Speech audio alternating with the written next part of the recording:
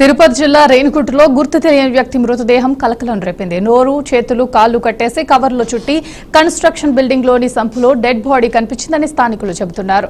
పథకం ప్రకారం హత్య చేసి ఉంటారని పోలీసులు అనుమానిస్తున్నారు. ఘటనపై కేసు నమోదు చేసి దర్యాప్తు చేస్తున్నట్లు వెల్లడించారు.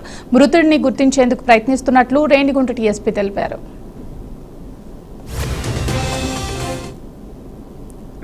సుమారుగా 10 గంటల ప్రాంతంలో గాజులమణి పోలీస్ స్టేషన్ కి రాబడిన సమాచారం మేరకు ఈ లక్ష్మీనగర్ అనే లక్ష్మీ నివాస్ నగర్ అనే ప్రాంతంలో ఒక అబాండెంట్ అపార్ట్మెంట్ సంప్లో ఒక డెడ్ బాడీ ఉంది, వాసన వస్తుంది అని చెప్పి ఇన్ఫర్మేషన్ వచ్చింది.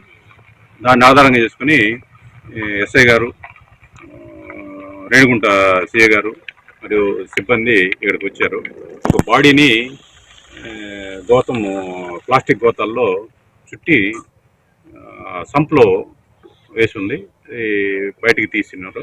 బయటికి తీసి చూస్తే అతను ఎవరో గుర్తు తెలియని వ్యక్తులు ఇతను ఇంకా ఇంతవరకు ఐడెంటిఫై కాలేదు. డెడ్ బాడీ అతన్ని చంపి అక్కడ పెట్టినట్టుగా ప్రాథమికంగా మనకు తెలుస్తుంది. దీనిపైన గాజులమణి పోలీస్ స్టేషన్లో కేసు నమోదు చేయడం జరిగింది.